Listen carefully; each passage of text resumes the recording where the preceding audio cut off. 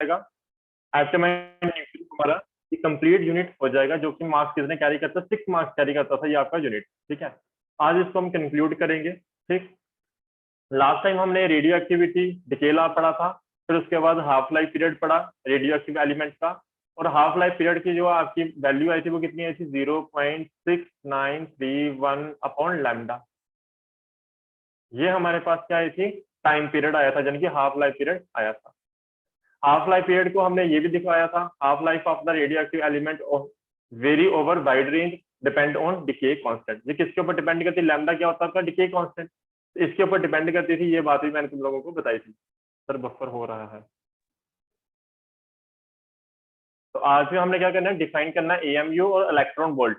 Define AMU क्या है, AMU की फुल फॉर्म है एटॉमिक मास यूनिट, और इलेक्ट्रॉन वोल्ट क्या है, यूनिट होता है आपका एनर्जी का। इन दोनों को डिफाइन करेंगे और दोनों के बीच में रिलेशनशिप फाइंड करेंगे। तो वन एटॉमिक मास यूनिट क्या है, it is defined as the 1/12 of, है ना, हम हमेशा कार्बन को रेफरेंस मान के चलते हैं, तो 1/12 ऑफ मास, किसका 1/12 of mass, mass of an atom of carbon. और कार्बन भी कौन सा आइसोटॉप है, जिसका मास नंबर कितना है, 12 है। तो क्या बोलता है, one atomic mass unit is defined as the 1/12 mass of the one atom of, कौन सा एटम, कौन सा एटम आपका, कार्बन एटम। कौन सा आइसोटॉप होता है ये, जिसका एटॉमिक मास कितना होगा, 12 होगा। तो 1 AMU मैंने अभी बताया किसके बराबर है, 1/12 mass of an atom of carbon isotope. Atomic mass जो होता है कार्बन का वो कितना होता है, 12 gram. Atomic mass of 1 mole of carbon कितना हो जाएगा, 12 ग्राम हो जाएगा, जो कि मैंने अभी बताया। लेकिन आपको पता है, आपने केमिस्ट्री में पढ़ा होगा 1 मोल किसके बराबर होता है, और मैंने थर्मोडायनेमिक्स में भी पढ़ाया था तुम लोगों की 11th में। 1 मोल किसके बराबर होता है, 6.023 इंटू 10⁻23 एटम्स के बराबर होता है ना। मोल कंसेप्ट पढ़ा होगा ना आपने केमिस्ट्री में। तो क्या होता था, 1 मोल किसके बराबर होता है, एवोगैड्रो नंबर। ये कौन सा नंबर होता है, एवोगैड्रो। 6.023 इंटू 10⁻23 एटम के बराबर होता है 1 मोल। तो हमने बोला 1 मोल ऑफ कार्बन किसके बराबर होता है, 12 ग्राम के बराबर होता है। और एटॉमिक मास जो होगा 0.603 का, 1 मोल किसके बराबर हो जाएगा, 0.023 6.023 into 10⁻23 atoms of carbon equal किसके बराबर है, 12 के बराबर है। इसमें कोई चेंज नहीं किया। अब हमने एक एटम की बात करनी है, किसकी, कार्बन की। तो एक के लिए निकालना होगा तो कितना हो जाएगा, 12/6.023 इंटू 10⁻23 हो जाएगा। इसको सॉल्व करोगे, इसको कैलकुलेटर में वैल्यू पुट करके देखना कितना आ जाएगा, 1.67 इंटू 10⁻24 ग्राम आ जाएगा। इसको अगर केजी में कन्वर्ट करना होगा, केजी में कन्वर्ट करने के लिए 1000 से डिवाइड करना पड़ेगा, यानी कि 10⁻3 से डिवाइड करना पड़ेगा। तो कितना आ जाएगा, 1.67 इंटू 10⁻24, नीचे क्या आएगा 10⁻3, ऊपर जाएगा तो वो क्या हो जाएगा 10⁻3, किसमें, केजी में। तो हमारे पास कितना आ जाएगा, 1.67 इंटू 10⁻27 केजी। तो 1 एटॉमिक मास यूनिट किसके बराबर होता है आपका, 1.67 इंटू 10⁻27 केजी के बराबर होता है। ये एटॉमिक मास यूनिट आपने पढ़ा होगा। ये किनके लिए यूज किया जाता है, जब भी कोई एटम हो उसके हमने मास को डिफाइन करना हो, मास के बारे में लिखना हो, हम ये वाले यूनिट का यूज करते हैं। क्योंकि आपके एटम छोटे छोटे होते हैं, उनका मास बहुत ज्यादा कम होता है, इसलिए इतना है ना, ये नंबर लिखना हमारे लिए थोड़ा सा मुश्किल रहता है। तो हमने एक एटॉमिक मास यूनिट किसके बराबर मान लिया है, मान क्या लिया होता है 1.67 इंटू 10⁻27 केजी के बराबर होता है। ये हो गया वरना हमारा एटॉमिक मास यूनिट, जो कि मैंने अभी बताया। दूसरी होगी आपकी इलेक्ट्रॉन वोल्ट को डिफाइन करते हैं। मैंने पहले ही बताया, ये एनर्जी का यूनिट है। इसको कैसे लिखते हैं, electron volt is the energy gained by an electron when isolated through a electric potential difference of 1 volt. देखिए आपको पता है वर्क किसके बराबर होता है, पोटेंशियल अपन चार्ज, सॉरी, आपका पोटेंशियल किसके बराबर होता है, वर्क अपन चार्ज। इलेक्ट्रिक पोटेंशियल किसके बराबर होता है, वर्क अपन चार्ज। तो वर्क किसके बराबर हो जाएगा, चार्ज इंटू पोटेंशियल। समझ आ रही है बात की नहीं। और ये जो वर्क होता है यही तो आपकी एनर्जी होती है। वर्क की तो एनर्जी है किस्म की, जो वर्क किया वो एनर्जी में आपका कन्वर्ट हो जाएगा। तो ये चार्ज है और ये क्या पोटेंशियल है। जब कोई भी चार्ज, जैसे इलेक्ट्रॉन हो गया, इलेक्ट्रॉन को आप पोटेंशियल लगाते हो, जब इलेक्ट्रॉन को आप क्या लगाते हो, पोटेंशियल। एक टर्मिनल होगा पॉजिटिव, दूसरा टर्मिनल होगा नेगेटिव पोटेंशियल का। तो इलेक्ट्रॉन किस तरफ भागेगा, पॉजिटिव टर्मिनल की तरफ भागेगा। जब उसकी तरफ जा रहा था चार्ज क्या होता जाएगा, अपनी स्पीड बढ़ाता जाएगा धीरे धीरे, यानी कि ये इलेक्ट्रॉन क्या होने लगेगा, एक्सेलरेट होना शुरू हो जाएगा। क्यों, बिकॉज ऑफ दिस पोटेंशियल। तो यहीं से हमारी स्टेटमेंट बनती है, ये पोटेंशियल के कारण ये चार्ज क्या कर रहा है, एक्सेलरेट कर रहा है। ये चार्ज और ये पोटेंशियल, इस पोटेंशियल के कारण ये चार्ज क्या करता है, एक्सेलरेट करता है। उसी के कारण ये हमारा वर्क बनता है, जिसको हम बोलते हैं एनर्जी। तो क्या है, 1 electron volt is the energy. ये क्या होती है, एनर्जी गेन की जाती है किसके द्वारा, एक इलेक्ट्रॉन के द्वारा। जब इसको एक्सेलरेट किया जाता है किसके द्वारा, पोटेंशियल डिफरेंस के द्वारा। कितना पोटेंशियल डिफरेंस, 1 वोल्ट। तो चार्ज कितना, Q इंटू वी, वर्क क्या है, यानी कि एनर्जी क्या है, Q इंटू वी। Q कितना आपका 1 इलेक्ट्रॉन वोल्ट, और पोटेंशियल कितना आपका 1 वोल्ट। तो क्या मिल जाएगा आपको, 1 इलेक्ट्रॉन वोल्ट। क्या है ये आपका वर्क, वर्क का यूनिट क्या होता है, जूल। इस तरह से इसको हम देखते हैं। ठीक है, तो एनर्जी हम आपकी किस फॉर्म में आ गई, 1 इलेक्ट्रॉन वोल्ट की फॉर्म में आ गई। इसके बाद में हम रिलेशन फाइंड करेंगे जो कि इंपॉर्टेंट है। तो क्या बोलते हैं, 1 electron volt is the energy gained by an electron when accelerated through an electric potential difference of 1 volt। जब सिंपल हम क्या बोल सकते हैं, जैसे भी डिफाइन कर सकते हैं, amount of energy required to accelerate the 1 electron. एक इलेक्ट्रॉन को एक्सेलरेट करवाने के लिए आपको कितनी एनर्जी की जरूरत पड़ेगी, किसके द्वारा, जब आपने पोटेंशियल लगाया होगा कितना, 1 volt, is called 1 electron volt. उल्टे तरीके से भी आप इसको क्या कर सकते हो, डिफाइन कर सकते हो। क्या बोला मैंने, वापस रिपीट कर देता हूं। मैंने बोला amount of energy required to accelerate 1 electron by 1 volt is called 1 electron volt। मैंने अभी बताया आपको वर्क डन किसके बराबर होता है, चार्ज इंटू पोटेंशियल, यानी कि V। और चार्ज कौन सी, किसकी बात करें मैं, इलेक्ट्रॉन की। और एक इलेक्ट्रॉन के ऊपर कितना चार्ज होता है, 1.6 इंटू 10⁻⁻19 कूलम। और पोटेंशियल कितना दे रहे हैं हम, 1 वोल्ट दे रहे हैं। तो हमारे पास क्या आ जाएगा, 1.6 इंटू 10⁻⁻19 कूलम वोल्ट। और कूलम वोल्ट मैंने आपको बताया किसका यूनिट होता है, जूल का यूनिट होता है। यानी कि जो हमारी एनर्जी होगी वो किसके बराबर आ जाएगी, 1.6 इंटू 10⁻⁻19 जूल के बराबर आ जाएगी। ये क्या है, ये क्या था आपका, इलेक्ट्रॉन इंटू वोल्ट था, यानी कि किसके बराबर है, 1 इलेक्ट्रॉन के बराबर है। तो 1 इलेक्ट्रॉन वोल्ट मैंने आपको एक बार बताया भी था जब डोल न्यूट्रल पढ़ा रहा था, वहां पे मैंने कितनी बार बताया, 1 इलेक्ट्रॉन वोल्ट किसके बराबर होता है आपका, 1.6 इंटू 10⁻⁻19 जूल के बराबर होता है। और वहां भी मैंने आपको एक बार अप्रूव करके भी दिया था, और यहाँ पे भी आपसे ऐसे ऐसे करके हमने कर लिया। ये बात होगी आपकी 1 इलेक्ट्रॉन वोल्ट की। इन दोनों के बीच में आप रिलेशन भी फाइंड कर सकते हो, कोई प्रॉब्लम वाली बात नहीं है, कंपैरिजन करना है आपका रिलेशन आ जाएगा। देखिए कैसे, इस पे रेज कर देता हूँ मैं सारा। देखिए, relationship between 1 electron volt and 1 AMU according to, आपको पता है आइंस्टीन मास एनर्जी इक्विवेलेंस के मुताबिक क्या होता है, E इज इक्वल टू क्या होता है, MC स्क्वायर। दिख रहा है ना सभी को, किसी को कोई डाउट है तो पूछ लेना और बता दो सभी को क्लियर है कि नहीं, सही यस और नो। तो हमें पता है E इज इक्वल टू क्या होता है, MC स्क्वायर। E इक्वल्स टू मास कितना ले रहे हैं हम, 1 एटॉमिक मास यूनिट। और C क्या होती है आपकी, speed of light in vacuum, जिसकी वैल्यू क्या होती है, 3 इंटू 10⁻⁸ 3 इंटू 10⁸ थोड़ा सा जूम कर दूं।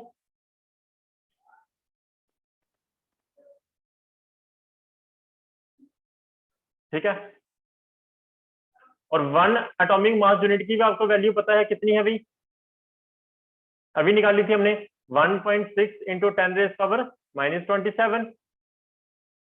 और यहाँ पे C स्क्वायर, इसका क्या होगा, स्क्वायर होगा। तो जब स्क्वायर करेंगे तो कितना आएगा, 9 इंटू 10⁻16 हो जाएगा। इसको सॉल्व करोगे जो पूरी वैल्यूज को मल्टीप्लाई करके, तो क्या बनेगा आपके पास, देखो यहाँ पे हमारे पास जो फाइनल रिजल्ट आएगा, it will be 15.03 into 10⁻⁻11 joule. ये आपके पास रिलेशन आ जाएगा। अब आपने क्या करना है, इसको इलेक्ट्रॉन वोल्ट में कन्वर्ट करना है। इलेक्ट्रॉन वोल्ट में कैसे कन्वर्ट करोगे, इसको डिवाइड कर दो किसके साथ, 1.6 इंटू 10⁻⁻19 के साथ। जो डिवाइड करके आपके पास आंसर आएगा वो किसमें आएगा, इलेक्ट्रॉन वोल्ट में आंसर आ जाएगा। इस तरह से, ये इतना इंपॉर्टेंट नहीं है, बस ऐसे मैंने आपको करवा दिया, उतना आपके लिए एग्जाम पॉइंट ऑफ व्यू से उतना इंपॉर्टेंट नहीं है आपकी जेके पोस्ट। तो यहाँ पे हमारे पास जो, जब आप इसको पूरा कैलकुलेट करोगे, पूरी वैल्यू सब्स्टिट्यूट करके, तो आपके पास जो E की वैल्यू आएगी that will be 931.5 mega electron volt. जो मैंने स्टेप बताया वो उन स्टेप्स को करोगे, वैल्यू सब्स्टिट्यूट करोगे, आपके पास आएगा 9.315 इंटू 10⁸ इलेक्ट्रॉन वोल्ट होगा। इसको 60 फॉर्म में ले जाना, 10⁻³ से इधर मल्टीप्लाई कर देना। क्या बोल रहा हूँ मैं, देखो 9315 आएगा आपका कैलकुलेट करके, इंटू 10⁸ होगा इलेक्ट्रॉन वोल्ट। इसको मैं ऐसा भी लिख सकता हूँ 931.5 इंटू 10⁶ इलेक्ट्रॉन वोल्ट। और 10⁶ किसका होता है, मेगा का प्रीफिक्स लगता है, तो क्या आ जाएगा 9315 इंटू 10⁶ था। इसकी जगह मैं क्या लिख सकता हूँ, मेगा इलेक्ट्रॉन वोल्ट। ये होगा आपका एनर्जी मेगा इलेक्ट्रॉन फॉर्म की फॉर्म में। ये सारी हमारी कहानी है किसकी, इस यूनिट की। अब इसके अंदर आपने क्या करना है, एक टॉपिक बचता है जो कि 10th में था आपका, न्यूक्लियर फ्यूजन, एंड दूसरा आपका न्यूक्लियर फिजन। दो टॉपिक्स हैं, इसके बारे में आपको समझा देता हूं।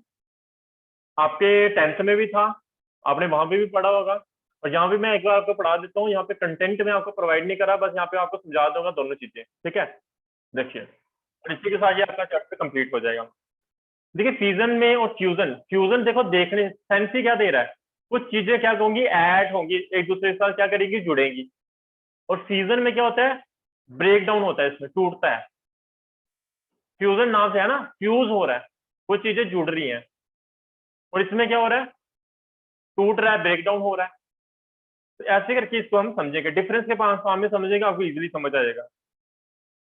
न्यूक्लियस, मैं एक और पेज ले लेता हूँ, वहां पे अच्छे से समझाता हूँ लिख के। देखिए, एक होगा आपका न्यूक्लियर फिजन, और दूसरा होगा आपका न्यूक्लियर फ्यूजन। दोनों के बीच में डिफरेंस अगर पता चल गया, कहानी खत्म। देखिए, फर्स्ट न्यूक्लियर फ्यूजन में क्या होता है, सॉरी न्यूक्लियर फिजन में क्या होता है, जहां पे जो एटम होता है, न्यूक्लियस होता है ना बेसिकली कोई भी एटम का, वो क्या होता है, ब्रेक डाउन हो जाता है। हैवी, आपको पता है रेडियो एक्टिव एलिमेंट कैसे होते हैं, इनका हैवी अनस्टेबल न्यूक्लियस होता है, मैंने बताया हुआ है। तो इनका जो एटम का हैवी अनस्टेबल न्यूक्लियस होता है, वो क्या होता है, टूट जाता है, स्प्लिट हो जाता है। क्या हो जाता है, स्प्लिट हो जाता है। किसमें, लाइटर न्यूक्लियाइज में। किसमें, लाइटर न्यूक्लियाई में।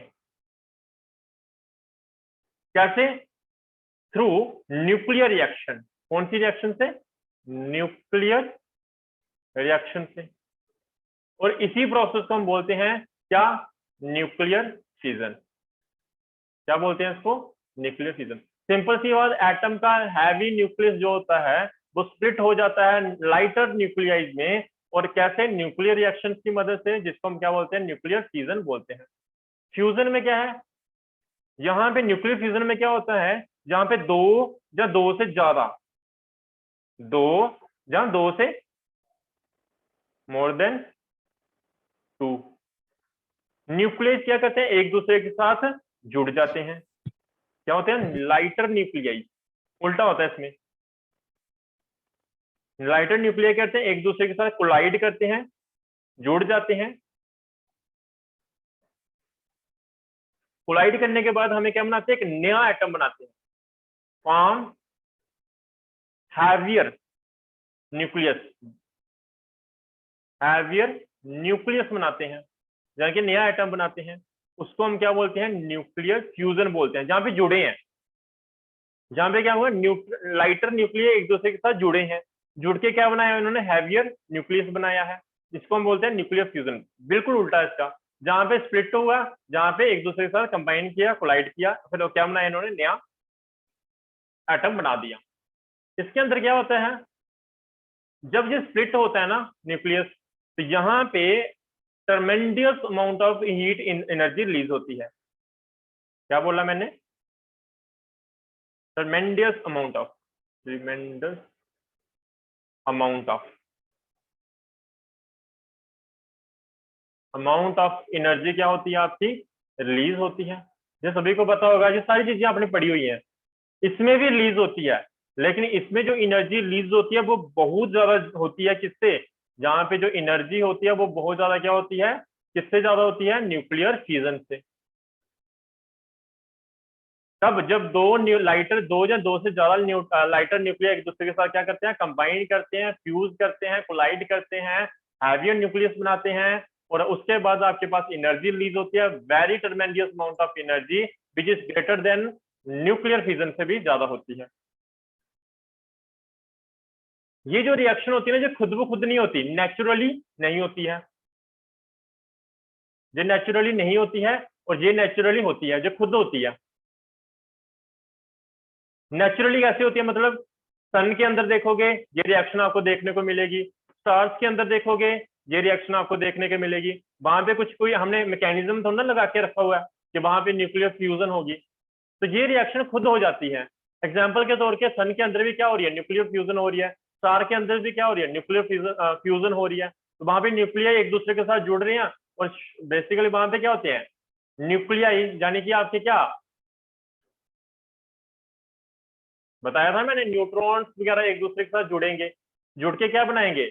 आपका एक नया न्यूक्लियस बनाएंगे। नया न्यूक्लियस बनाने का मतलब, एग्जांपल के तौर पे मैं आपको समझाता हूँ। जैसे आपका हाइड्रोजन हो गया, हाइड्रोजन के आइसोटोप, एक होता है डिटेरियम, एक होता है टिटेरियम। ये दोनों एक दूसरे के साथ जुड़ के क्या बनाते हैं? हीलियम पार्टिकल बनाते हैं। ये सारी चीजें आपने पढ़नी है, मैं आपको ओवरव्यू दे रहा हूँ। ठीक है, एग्जाम में आ जाएगा कई बार, एक नंबर दो नंबर में स्टेटमेंट आ जाती है न्यूक्लियर फ्यूजन क्या है, न्यूक्लियर, तो आपको पता होना चाहिए। तो ये मैं आपको, क्योंकि आपने 10th में भी पढ़ा हुआ है इसको, इसलिए मैं ऐसे ओवरव्यू देते हुए आपको समझाता जा रहा हूँ। ठीक है, अच्छा। और लास्ट यहाँ पे मैंने बोला ये खुद नहीं हो सकती, तो इसको करवाने के लिए आपको क्या चाहिए होता है? Little energy needed to split an atom in fusion reaction. आपको थोड़ी सी एनर्जी चाहिए फ्यूजन रिएक्शन करवाने के लिए। इसमें भी क्या होता है? आपको एनर्जी चाहिए। अगर आप मैन मेड रिएक्शन करवा रहे हो, न्यूक्लियर फ्यूजन अगर आप मैन मेड करवा रहे हो, स्टार्टिंग में आपको एनर्जी चाहिए होगी, लेकिन इसमें इसको करवाने के लिए आपको लार्ज अमाउंट ऑफ एनर्जी चाहिए होती है पहले करवाने के लिए। लेकिन बाद में ये रिएक्शन खुद होती जाती है, चेन रिएक्शन चलती है, पढ़ी होगी आपने चेन रिएक्शन 10th में। चेन रिएक्शन शुरू हो जाती है, फिर चलती जाती है, चलती जाती है। इस केस ये जो न्यूक्लियर फ्यूजन प्रोसेस होता है, ये यूज किया जाता है बॉम्ब बनाने के लिए। कौन से बॉम्ब्स बनते हैं इस केस में? Atomic bomb. और इस केस में भी बॉम्ब बनते हैं, पर कौन से? हाइड्रोजन। इसमें कौन से? एटॉमिक। इसमें कौन से? हाइड्रोजन। ये सारे मैंने डिफरेंस की मदद से आपको ये सारी बातें समझा दी। एक बार आपने गो थ्रू करना है अपनी बुक से न्यूक्लियर फ्यूजन और न्यूक्लियर फ्यूजन के बारे में, क्योंकि ये 10th में ही पढ़ा हुआ है। मैंने थोड़ा सा आपको ओवरव्यू दे दिया इसके बारे में। ठीक है, 4-5 पॉइंट आपको बता दिए, ये देख लेना आप खुद से। ठीक है, फिर भी कोई प्रॉब्लम आएगी आप मुझे पूछ लेना। उम्मीद करता हूँ ये बात समझ आएगी, इतनी समझाने वाली बात नहीं थी, क्योंकि ये टॉपिक आपने ऑलरेडी पढ़ा हुआ है। और फिर भी मैंने बता दिया, ये इतना डिटेल में आपके एग्जाम के लिए है नहीं है, क्योंकि सिंपल सी बातें आएंगी यहाँ पे। एक स्टेटमेंट पूछ देंगे, क्योंकि पिछली बार क्वेश्चन पेपर देखा था तो उसमें पूछा हुआ था न्यूक्लियर फ्यूजन पर पूछा था, पता नहीं न्यूक्लियर फ्यूजन पूछा था। तो ये आपको जनरल चीज की पता होनी चाहिए, सभी को, छोटे बच्चों को।